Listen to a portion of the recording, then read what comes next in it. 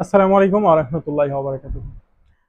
গেল কয়েকদিন আগে আমার এক ভারতীয় দর্শক আমাকে প্রশ্ন করেছিল আমার কোনো এক ভিডিওতে। সেই ভিডিওটা হচ্ছে ইসরাইল বিষয়ে ভিডিও।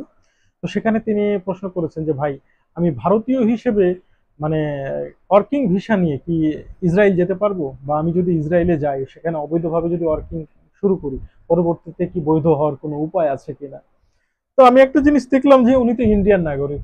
তো আমার এখানে কি করার আছে?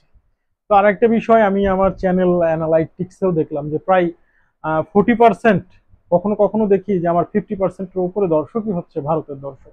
তো এতগুলো ভারতের দর্শক আমার আছে, সুতরাং ভারতীয়দের জন্য একটা চমৎকার কন্টেন্ট বানাতেই পারি। তো প্রথম কথা হচ্ছে যে ইসরায়েলের ভিসা ইন্ডিয়ানরা পেতে পারে, তবে খুব ইজি ভাবে পেতে পারে না।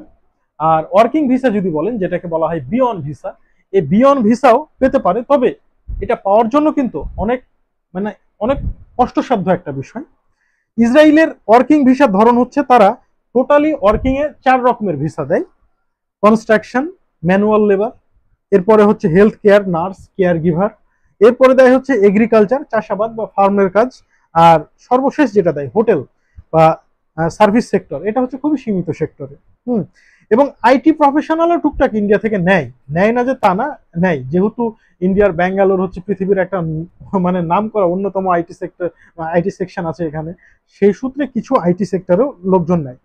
তো এই ওয়ার্কিং ভিসার জন্য কিভাবে আবেদন করবেন এবং ট্যুরিস্ট ভিসার জন্য কিভাবে আবেদন করবেন, খরচ কত, ডিটেলস জানিয়ে দেবো, ভিডিওটা একটু দেখতে থাকুন। এখন ওয়ার্কিং ভিসার যেহেতু আমার কাছে কথা বলা হয়েছে, আমি সুতরাং ওয়ার্কিং ভিসাটাই আমি শুরু থেকে বলতেছি। আগে আপনাকে স্পন্সর খুঁজতে হবে, অর্থাৎ কাজ খুঁজতে হবে। একজন ভারতীয় নাগরিককে প্রথমে ইসরায়েলের যে কোনো কোম্পানি থেকে চাকরির অফার পেতে হবে। এটা ছাড়া কিন্তু আপনি ওয়ার্কিং ভিসার জন্য আবেদন করতে পারবেন না। এমপ্লয়ার ইসরায়েলে পপুলেশন অ্যান্ড ইমিগ্রেশন অথরিটি, অর্থাৎ পিআইবিএ তে ওয়ার্ক পারমিটের জন্য আবেদন করবে। এটা করলে তারপরে আপনার মানে সেকেন্ড ধাপে আপনি যাবেন। সেকেন্ড ধাপে আপনি কি করবেন? যদি অনুমোদন হয়, এমপ্লয়ার আপনাকে একটা অ্যাপ্রুভাল লেটার দিবে। এই অ্যাপ্রুভাল লেটার ছাড়া ওয়ার্ক ভিসা আপনি পাবেন না কিন্তু।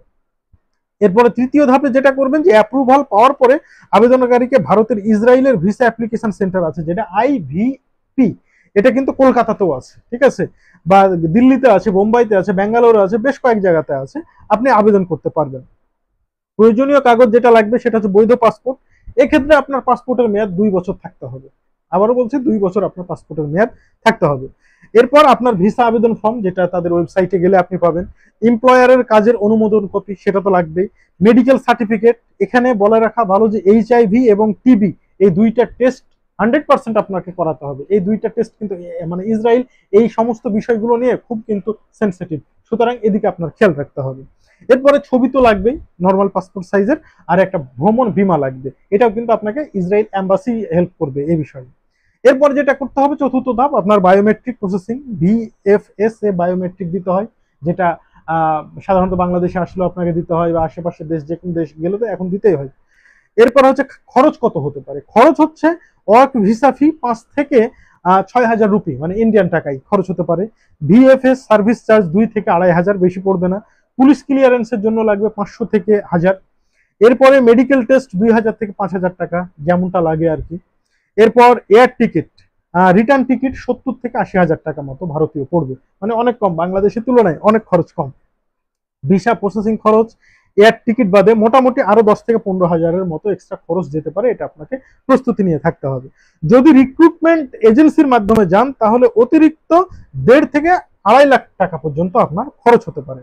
ভিসার মেয়াদ এবং নবায়ন করবেন কিভাবে, সেটা হচ্ছে সাধারণত বিয়ন ওয়ার্ক ভিসা প্রথমে 1 বছরের জন্য দেওয়া হয়।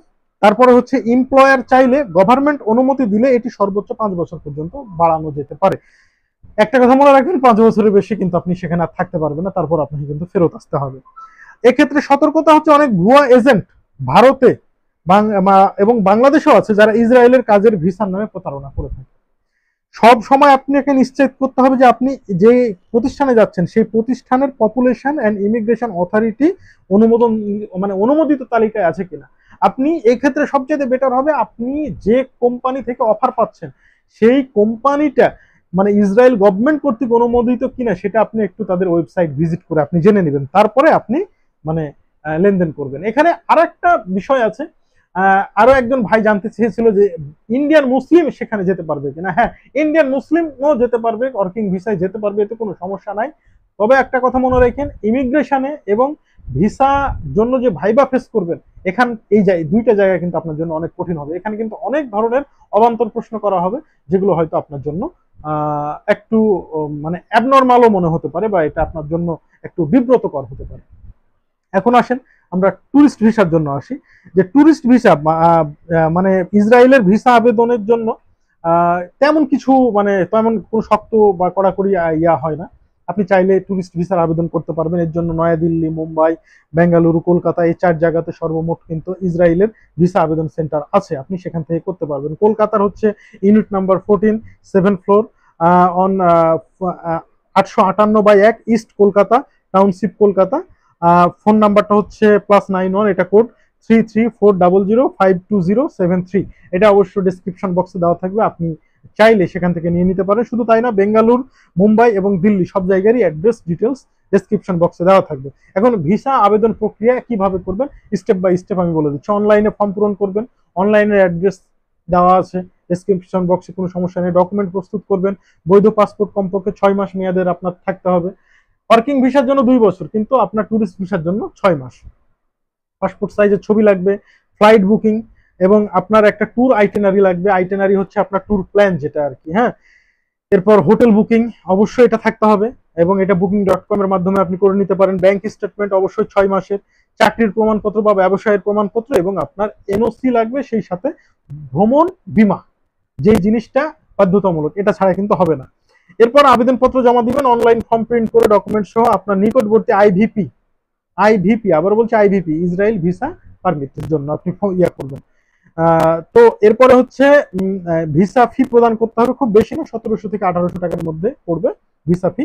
আর ভিএসএফ খরচ প্রায় 2 থেকে 2500 টাকা, সর্বমোট 4000 টাকা হলেই আপনার এই যে মানে ফিঙ্গারের যে খরচ আর আবেদন খরচ এটা হয়ে যাবে। বায়োমেট্রিক ও সাক্ষাৎকার যদি প্রয়োজন হয়, মুসলিম হলে 100% প্রয়োজন হবে, হিন্দু হলে প্রয়োজন হতেও পারে, নাও হতে পারে।